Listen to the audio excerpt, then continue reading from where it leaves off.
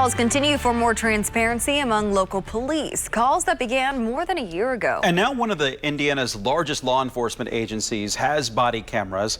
It's the Indianapolis Metropolitan Police Department. The demand for more transparency started after then Minneapolis police officer Derek Chauvin killed George Floyd. The images of Chauvin kneeling on the neck of Floyd for several minutes caught on camera.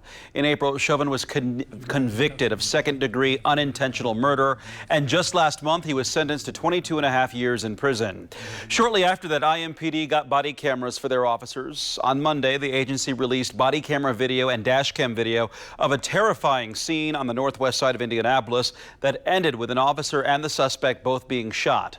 Both survived. The body camera video shines new light on this incident, which happened back in May. Indiana State Police is the latest agency in our state to announce it's launching a body camera program, part of an effort to improve transparency. Same with IMPD. But tonight, WRTV Investigates Kara Kenny is digging into whether IMPD's program is working and why some say more needs to be done. We want to warn you, some of the video you're about to see may be too graphic for some of our viewers. IMPD's officers on the street started using these body cameras last summer. It looks like a cell phone, but actually zips into an officer's vest. So far, they've taken 400,000 recordings. There's a shooter in that car. When you think about it, body camera footage is just a series of moments seen through the eyes of police. Some are touching. All right, go ahead. Like an IMPD officer helping a woman push her disabled car off the road. I'd hit the brakes there, yep. Some moments are heartwarming, like a 3-year-old boy getting a surprise from an officer. Can I give you a sticker? I'll put it right here.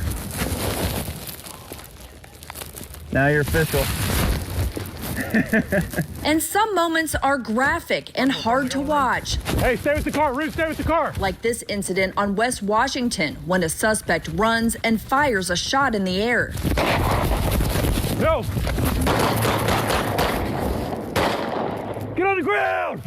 This suspect was shot by police and survived. IMPD released this body camera footage as part of a critical incident video. A critical incident is considered a shooting involving an officer or when a suspect dies while in police custody. Since the body camera program started in August 2020, the agency has released 7 critical incident videos to the public, including an incident in which an officer shot and killed a suspect. WRTV Investigates found while the agency revealed some footage weeks after the incident, others took 2 months, even 3 months to release. Deputy Chief Kendall Adams says they're working to improve turnaround time. Before you put on public display, somebody's worst day, some of these ending in death, you want to make sure that you've at least had a conversation with the family. Obviously, we have to consider the prosecution route on this if they're surviving individuals. So just a lot of things at play. IMPD took 3 weeks to release this critical incident video from a May 31st shooting on South Colorado Avenue, the most recent video they've shared publicly. Hey, stop! The video shows officers shoot a suspect after he lunged at them with a knife. The suspect survived and is now charged with attempted murder. IMPD is not the only local agency new to the body camera scene. Indiana State Police announced July 8th their new program will include 800 body-worn cameras, which will work in tandem with in-car cameras. This technology is not the be-all, end-all. We've seen around the country with many, many other agencies in other situations that sometimes what you see isn't what actually occurred. We're very cognizant of that. This is a tool for us. And it's a tool for our citizens, it's a tool for you, it's a tool for our prosecutors. Indiana State Police Superintendent Doug Carter says it will be up to him whether to release video at the time of the incident. We will try to do that. But the investigative process requires a very objective review of what occurred. The people involved in the situation deserve that. Professor Seth Stoden testified at Derek Chauvin's trial for the murder of George Floyd. If an officer is involved in a shooting, he's a use of force and body camera expert. When we're talking about a use of deadly force, we don't even have a he said, right? We have a he said, and he's dead.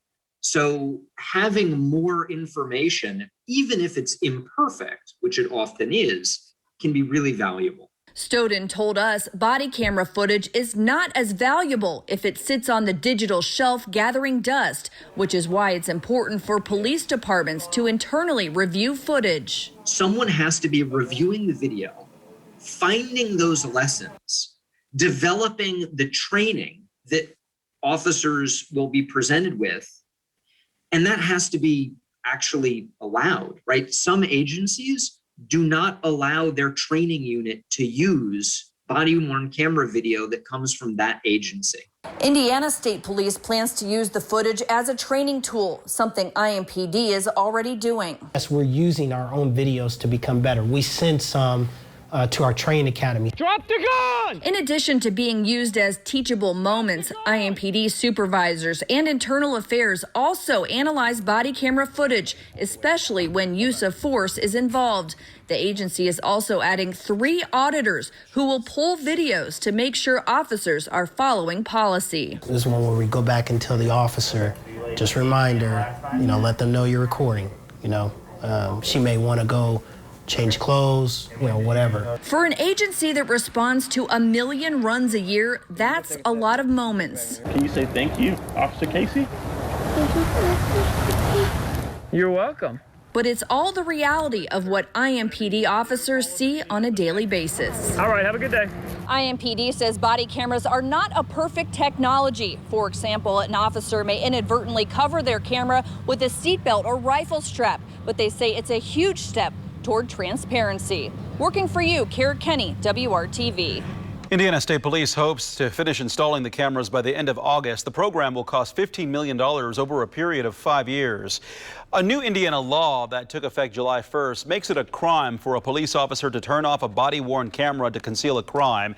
IMPD says that most of the time, cameras automatically turn on under the following circumstances. When an officer is within 500 feet of a dispatched run, draws the gun from its holster, begins to run, or violently shakes, such as during a fight. Body cameras also turn on when officers activate lights and/or sirens in their car, or when officers lay flat for 10 seconds. This feature, known as Officer Down, notifies all cars in the district that an officer is in need of immediate assistance.